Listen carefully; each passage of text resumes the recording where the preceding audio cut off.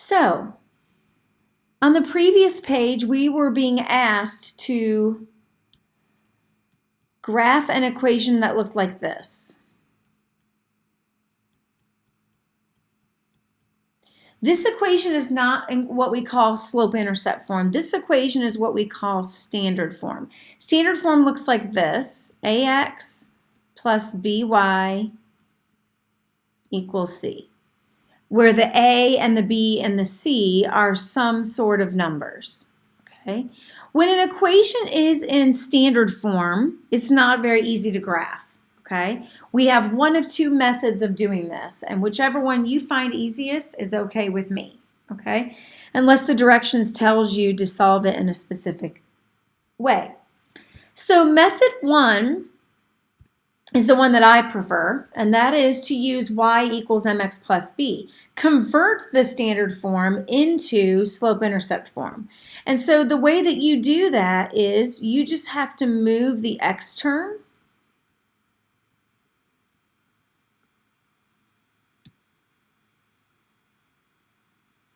by adding or subtracting.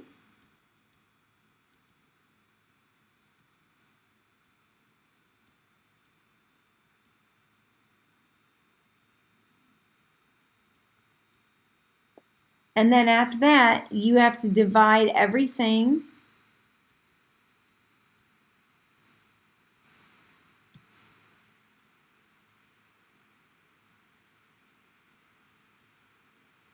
by the b value, meaning if there is a number in front of y, you have to divide it off, okay? And then from there, then you just plot the y-intercept, and then from this point, you count the rise and the run, just like I did on the first example, okay?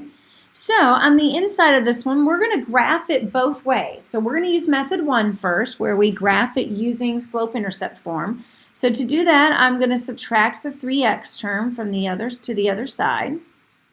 I get 2y equals, and I'm going to put this term first, negative 3x plus 6. And then I have to divide everything by the 2 that's in front of the y. So I get y equals negative 3/2 x plus 3. So if I graph that, I'm going to put a dot on 3 on the y-intercept. It is a negative slope, so it's going to slope down. So I'm going to go down 3 into the right 2. Down 3 to the right 2, down 3 to the right 2, and then up 3 to the left 2 would be the other one. And then from there, I'll be able to draw in my line, my graph. Okay? So that's the way that I just showed you on the previous video when we were trying to graph from slope-intercept form. Okay? You don't have to use this, however. There is a second method if you prefer. Then the second method is to find the x and y intercepts, because you only have to have 2 points to make a line.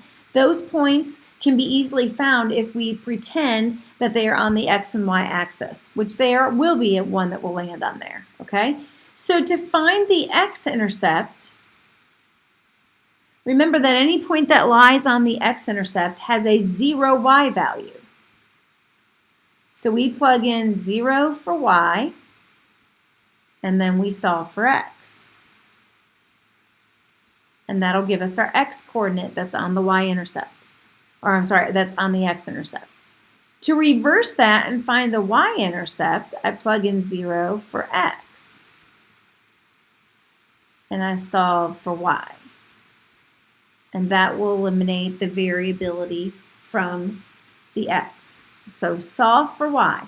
Then once you graph them, you only have to connect 2 points. You don't have to make a series like you do when you're doing slope-intercept form. So we made quite a few points on our previous example, right? We made 1, 2, 3, 4, 5. We only have to make 2 if we use the x and y intercepts. So let's solve and find the x-intercept first. So to do the x-intercept, I plug in a 0 for y. All that's going to do is that's going to have the effect of canceling this out. So then I just divide by 3.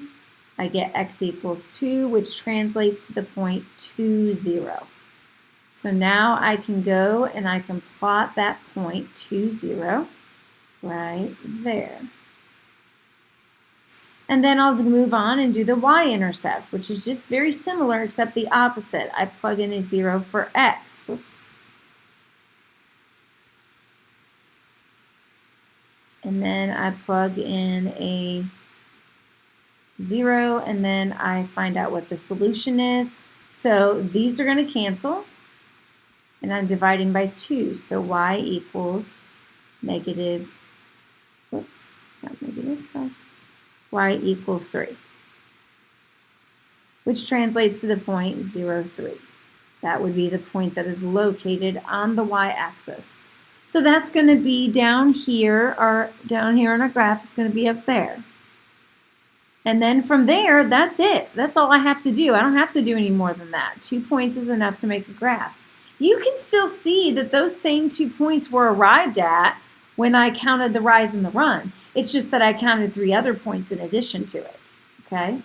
So it's really a matter of choice unless the directions say, hey, you have to do it this way, okay? But you should see that they're the exact same graph. All right, so now that we have that, let's go back to our graphing equations. We already did the first one, so now we're going to do the second one. The second one is in standard form, but that's okay.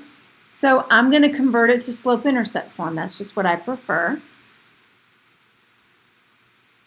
So I move the 5x to the other side, and I've already got it. Y equals 5x minus 3. Okay? So that means that the y-intercept is at negative 3. And the slope was 5 over 1. So I'm going to go up 5 to the right 1. Up 5 to the right 1. And I really don't have a lot of room, so I'm going to do one more by going down 5 to the left 1. And then from there, I can sketch in my graph.